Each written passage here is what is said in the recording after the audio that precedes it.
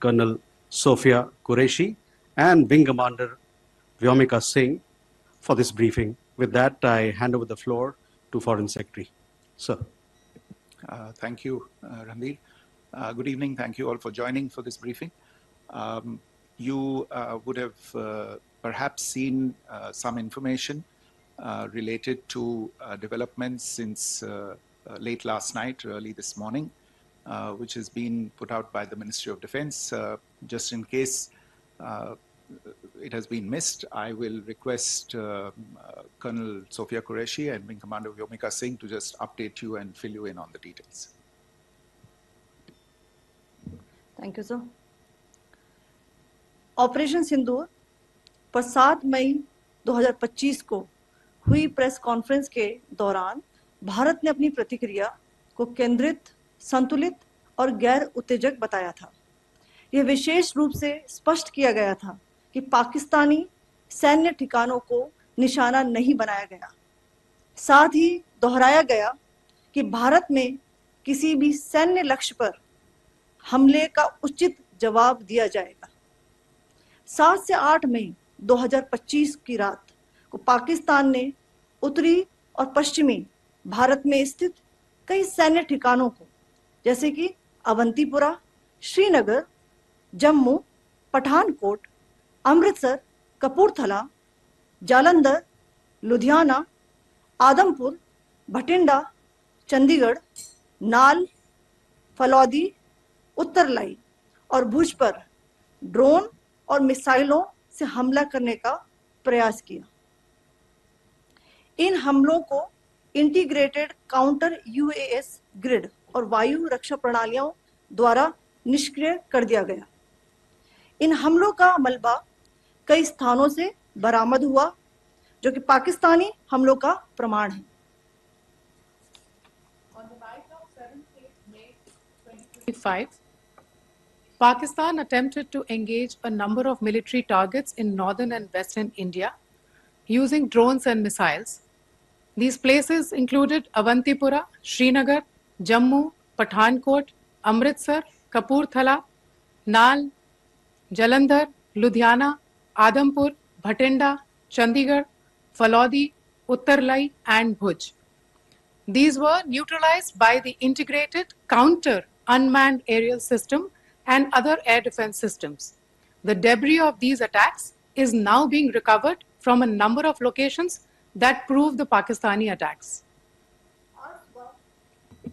आज सुबह भारतीय सशस्त्र बलों ने पाकिस्तान के कई स्थानों पर वायु रक्षा रडार और प्रणालियों को निशाना बनाया। भारत की प्रतिक्रिया समान क्षेत्र में समान तीव्रता के साथ की गई। यह विश्वसनीय रूप से ज्ञात हुआ कि लाहौर में स्थित एक वायु रक्षा प्रणाली को निष्क्रिय कर दिया गया। Today morning, Indian Armed Forces targeted air defense radars and systems at a number of locations in Pakistan. Indian response has been in the same domain with the same intensity as Pakistan. It has been reliably learnt that an air defense system at Lahore has been neutralized.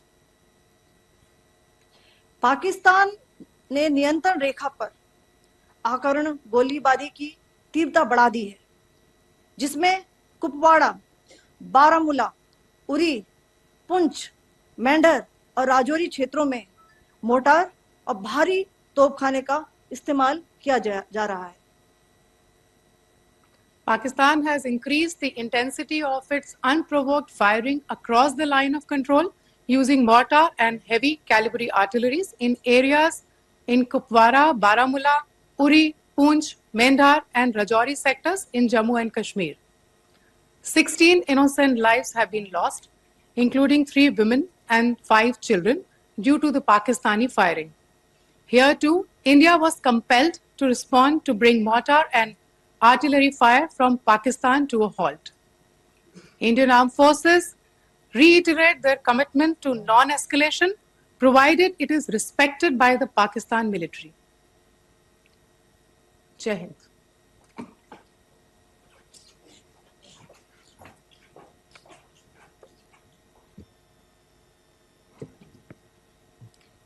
Thank you, Friends, this is, as I said, further to the briefing that was provided yesterday and some of the updates that have been just provided by Colonel Qureshi and Wing Commander Singh.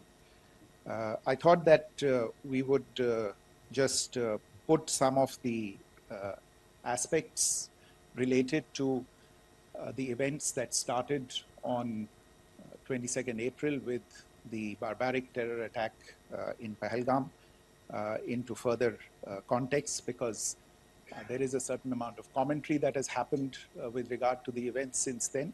And more than the commentary, there has been a lot of disinformation that has been directed at us from across the border. So a few things that I would like you to keep in mind. First of all, there is mention on all sides of escalation. I think the first point that you have to keep in mind is the attack of 22nd April in Pahelgam is the original escalation. ये जो सिलसिला है जो हम देख रहे हैं आज की घटनाओं को लेके, ये 22 अप्रैल के पहलगाम के हमले से शुरू हुआ है. एस्केलेशन वहां पे हुआ है और उस एस्केलेशन का जवाब भारतीय सेना ने, भारतीय फौज ने कल अपने एक्शन से दिया है. Secondly, I want to invite your attention to the involvement of the group calling itself the Resistance Front in these attacks. I pointed this out yesterday that this is a group that is a known front for the well-known Pakistan-based terrorist organization, Lashkar-e-Taiba. The group has been reported earlier. I mentioned to you about the Indian authorities providing information to the UN 1267 Sanctions Monitoring Committee. And in fact, we are going to be meeting with the team again very soon, and we will be providing an update to the information that we have provided earlier. But what is interesting, दिलचस्प बात यह है कि संयुक्त राष्ट्र की सुरक्षा समिति में जब पहलगाम के हमले को लेके एक प्रेस वक्तव्य जारी करने की बात चल रही थी, तो आप सोचिए किस देश ने टीआरएफ का, द रेजिस्टेंस फ्रंट का उसमें मेंशन किया जाना, उसको अपोज किया, पाकिस्तान ने. This was after the fact that the TRF claimed responsibility for this attack not once but twice, within a few hours after the incident on the 22nd of April, and then again on the morning of 23rd April. And it is perhaps only after the full gravity of the incident was realized by its masters and handlers across the border that it was managed to back off from this claim. Obviously, that retraction doesn't convince anybody. तीसरी चीज जो मैं आपसे कहना चाह रहा था, और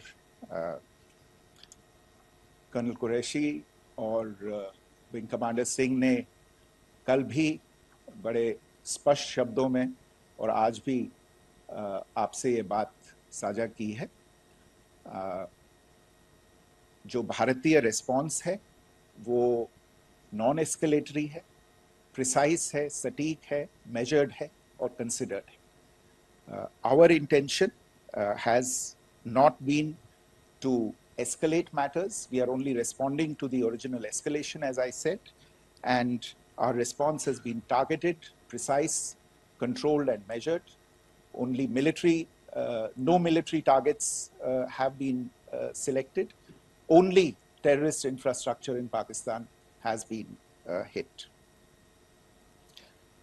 Now, there are, as I said, a number of issues that have been raised in commentaries, and there's a lot of, as I said, unfounded disinformation and fabrication that has come from across the border. And I would just like to use this opportunity to set the record straight on some of these issues. The first of these is Pakistan trying to wash its hands off any and all involvement with terrorism. I think the Pakistani information minister said there are no terrorists in Pakistan. And I think he was challenged on that in the television program that he was appearing on. But even if I partially repeat myself from yesterday, I think Pakistan's reputation as the epicenter of global terrorism is rooted in a number of instances where concrete evidence is available, not just to India, but to governments and authorities and agencies around the world. There are several terrorist attacks around the world where Pakistani fingerprints have been found. I don't need to belabor the point with regard to this audience about where Osama bin Laden was found and who called him a martyr. Pakistan has also for decades pursued cross-border terrorism into India with impunity. And as I said yesterday also, in order to deliberately mislead the international community, they claimed that the terrorist Sajid Mir was dead. They came under pressure, and Sajid Mir was then brought back to life, arrested, and is now apparently in Pakistani custody. Pakistan is also home to a very large number of UN proscribed as well as UN proscribed terrorists, as well as terrorists proscribed by a number of other governments in the world, including, of course, the Lashkar-e-Taiba and the Jaish-e-Mohammed, as well as their leaders, Masood Azhar and Hafiz Mohammed Saeed. आपने देखा होगा हाल ही में पिछले कुछ दिनों में पाकिस्तान के रक्षा मंत्री और उनके पूर्व विदेश मंत्री दोनों ने इस बात को माना है कि पाकिस्तान का ऐसे ग्रुप्स के साथ जो रिश्ता है वो क्या रहा है. Both the defense minister and the former foreign minister of Pakistan, I think they've done a more eloquent job of this than I could ever do in terms of describing their country's implication in international terrorism and their involvement in housing these kinds of groups. दूसरा जो विषय है वो है पाकिस्तान का जो एक दावा है कि एक इंटरनेशनल impartial investigation होना चाहिए, एक joint investigative committee होनी चाहिए. These calls for jointly investigating this heinous and barbaric attack in Pahelgam. Again, I think you know the history well on this. You know the track record well, and it is not a bright track record insofar as Pakistan is concerned. In fact, in the pursuit of justice for the victims of multiple terrorist attacks, whether it be Mumbai in 2008, in Pathankot in 2016, or many others. But in particular for these two attacks, India had offered to cooperate. India provided forensic evidence and urged Pakistan to bring the perpetrators of these attacks to justice. We, in particular with regard to the Mumbai attacks of 2008, where a Pakistani Lashkar-e-Taiba terrorist was captured alive, India provided extensive information and evidence related to the involvement of Pakistani terrorists in this attack. Cases were registered, but you are all aware that these cases have not progressed, despite the formation of judicial teams, etc. And Pakistan has consistently stonewalled all efforts to move the investigation along. In fact, with regard to the Pathankot attack as well, a joint investigative team was formed. We gave access, unprecedented access, I should say, to Pakistani team to the site of the attack. Details of call records data and DNA, etc., were shared with Pakistan. We had shared with them details related that we had been able to access to the addresses of terrorists. We presented evidence against the office bearers of Jaish-e-Mohammed who had conspired in the attack and the handlers of the terrorists who facilitated them and guided them in. But there has been no movement on this. So in all of this, I think the experience has not been positive, and it certainly doesn't give us the confidence now to take at face value Pakistani assertions of wishing to participate in a joint investigation. These are just delaying tactics. These are just stonewalling tactics. And in fact, there is reason to believe that Pakistan uses the evidence that we provide only to cover its tracks and, in fact, defend the terrorists who we are looking for and obstruct the path of investigation.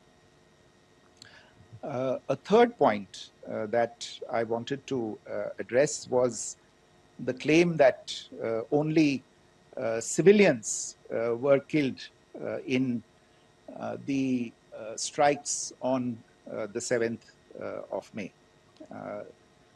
We have made the point very clearly that all attacks on the morning of 7th May were against carefully selected terrorist infrastructure, terrorist targets.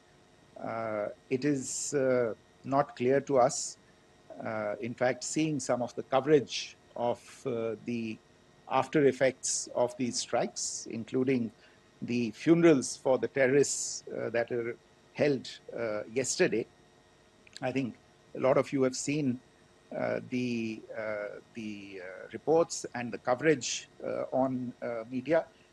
If only civilians, if any civilians were killed in these attacks, I wonder what message this picture actually sends to all of you. This is a question that is worth asking. It's also odd that the funerals of civilians are carried out with the coffins being draped in Pakistani flags and state honors being accorded. As far as we are concerned, the individuals eliminated at these facilities were terrorists. Giving terrorist state funerals may be a practice in Pakistan. Doesn't seem to make much sense to us.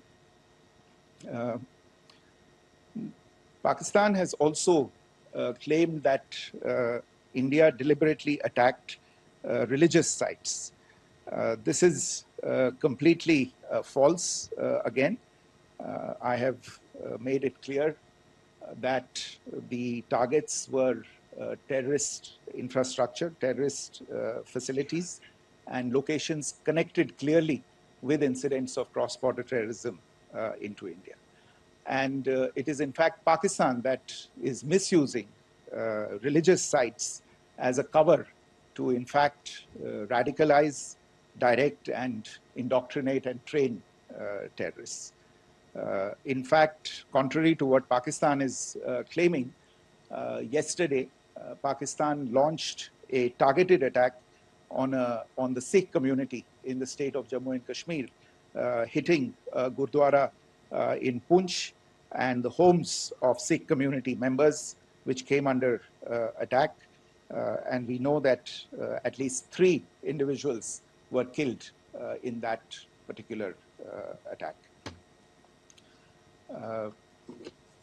Pakistan is also making attempts to, in fact, just to add to this point, the retaliatory action that Pakistan has taken, in fact, is impacting civilians. I showed you the picture of the Gurdwara and the Sikh community members who were killed in this. There are other civilians also who've been killed and injured in these attacks. In fact, since yesterday morning, a total of 16 civilians have been killed and 59 others have been injured in the attacks by Pakistan. Not only this, Pakistan is also making attempts as part of its disinformation campaign to paint our action with regard to cross-border terrorism through the communal angle. If that is the issue, then I think I can do no better than to cite or point you in the direction of the Pakistan Army Chief's speech of 16 April 2025. I think that is the last word in communal rhetoric. And in the Pahelgam attack itself, you are aware of the kind of religious profiling that was done there. And perhaps there is a linkage between these two events. I can only say that these nefarious designs will not be allowed to succeed in India.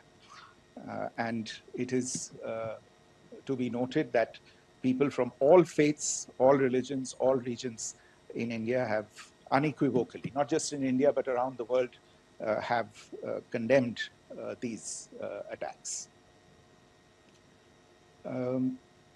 The Pakistani claims of now responding to India's strikes of the 7th of May. As I said right at the outset, it is India which is responding.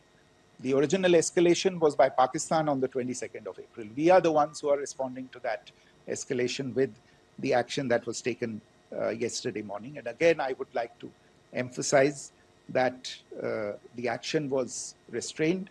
It was directed towards non-civilian, non-military targets and confined to terrorist camps. And again, as we have been saying since yesterday, any further action by Pakistan, some of which we are seeing today, is nothing but escalation by Pakistan now, once again, and will be responded to and is being responded to appropriately. One point that I wanted to also address was the allegations to the targeting of a dam, the Neelam Jhelum project in Pakistan-occupied Kashmir. I want to say that this is an absolute and complete fabrication and a blatant lie. India has targeted only and only terrorist infrastructure, and the details of that, that terrorist infrastructure, together with the locations, were shared with you yesterday by Colonel Qureshi and Wing Commander Singh. I should note that if this kind of a claim is a pretext for targeting Indian infrastructure of a similar nature, Pakistan will be entirely responsible for the consequences that will undoubtedly follow. Finally, I want to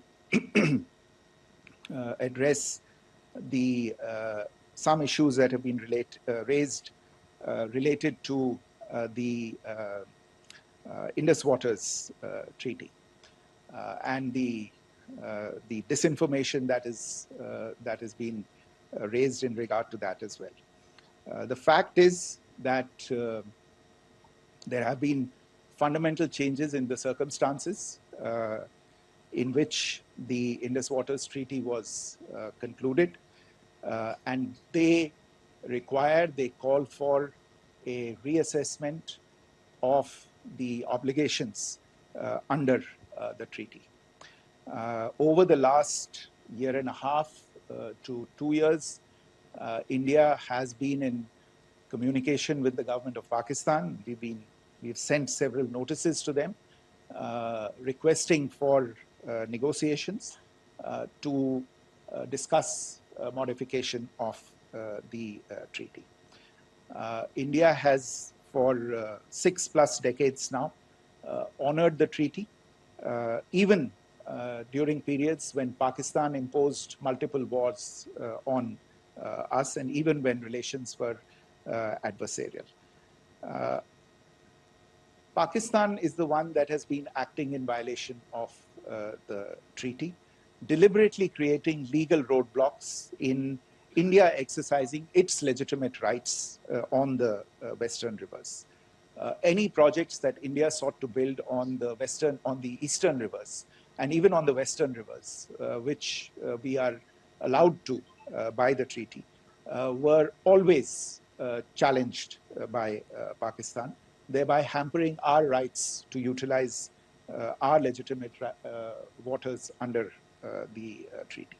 In fact, if you see, the preamble of the treaty itself states that the treaty was concluded in a spirit of goodwill and friendship. Mark those words, concluded in a spirit of goodwill and friendship.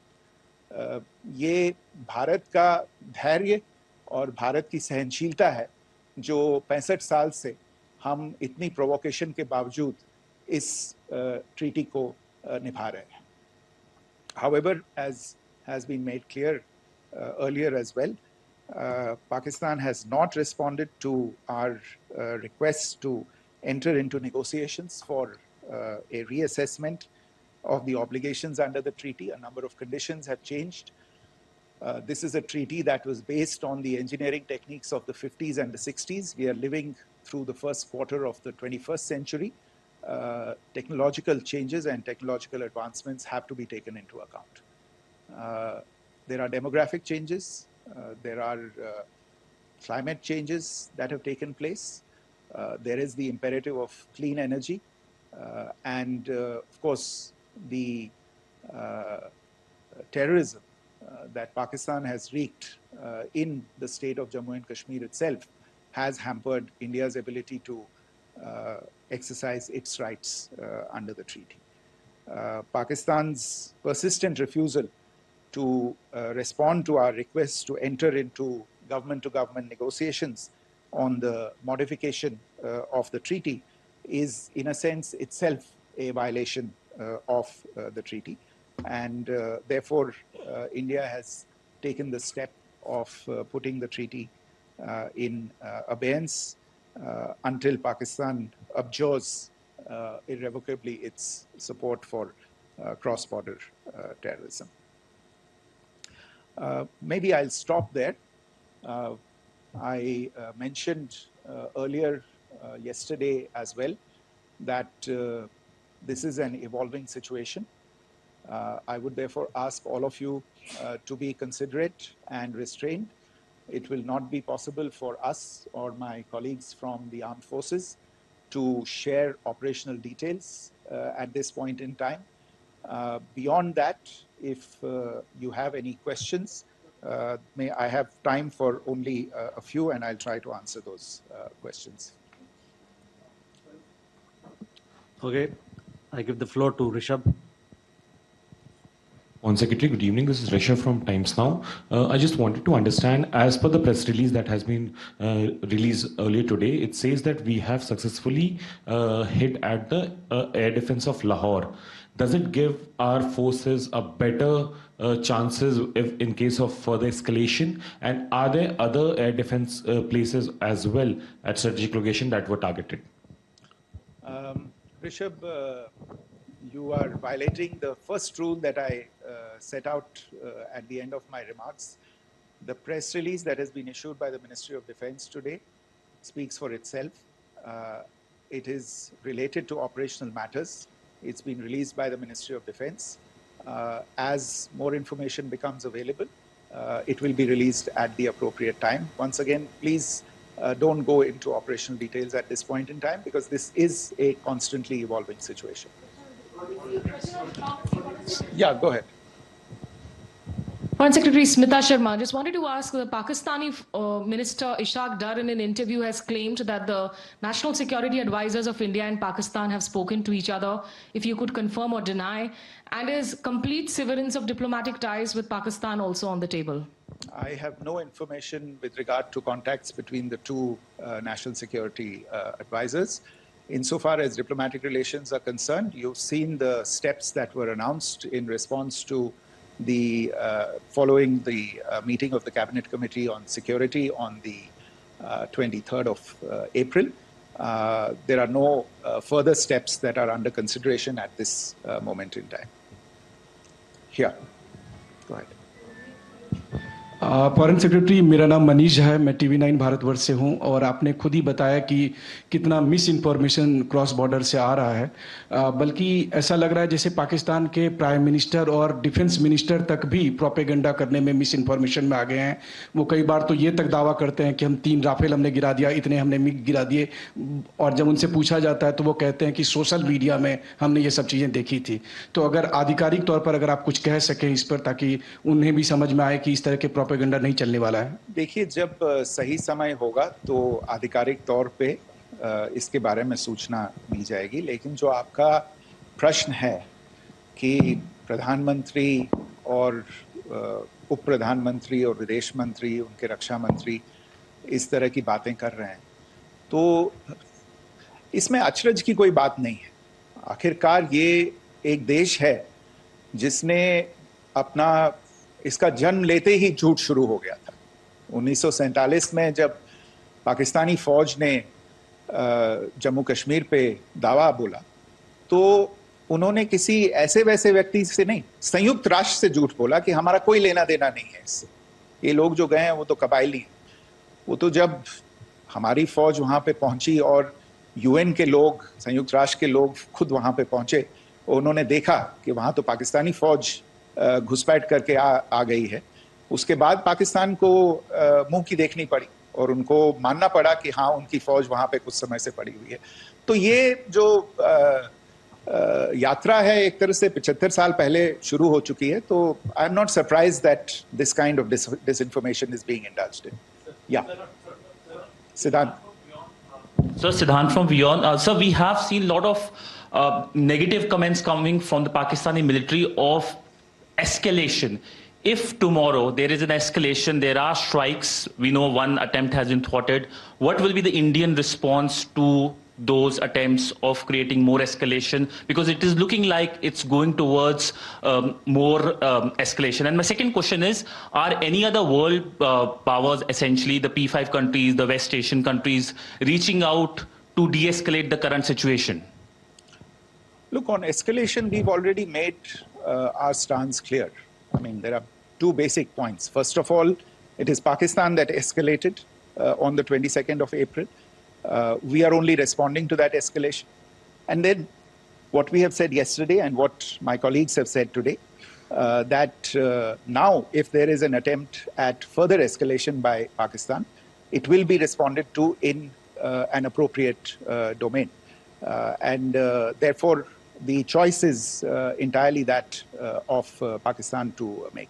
As to your second question, I don't think I can do better than to point you in the direction of the statements that are being made from practically every chancellery in the world and the sentiment that they are carrying.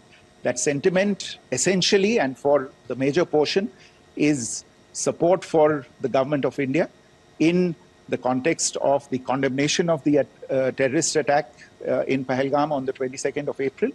There is wide recognition of the government of India's right to respond to these attacks in self-defense, and of course a desire to ensure that there is not further escalation. I think these statements speak for themselves. Yeah. Sir, this is Mausami from India Today. Now, in the all-party meeting, we have learned that the defense minister has said that, in the operations in Sindoor, almost 100 terrorists were killed. Would we have any details about what is the number like, and also about if there were any big faces, masterminds, terrorist masterminds who were in fact killed? There is also a report that Masood Azhar's family's 10 members have been killed, and Rauf Asghar, who was actually the mastermind of Pulwama, he's also been badly, severely injured. I don't have information at this point in time to share with you on these issues. But as I said, I think, there is so much information out there on television, in the news media, in social media, that it sometimes looks like a long time has passed since this. Please understand that slightly over 36 hours only have passed since this operation was undertaken. Let us have some patience. Information will come out and will be shared in due time. Shruti. Thank you, Foreign Secretary. Shruti Ranjan from Bloomberg. Sir, could you give us any understanding whether India has moved the IMF or the World Bank to kind of, sensitize them about the the bailout that Pakistan has, and the kind of stuff that the Pakistan government is doing? Look, we have an executive director at the IMF.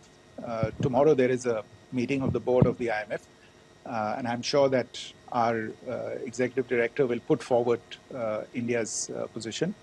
The decisions of the board are a different matter. The process through which they are made.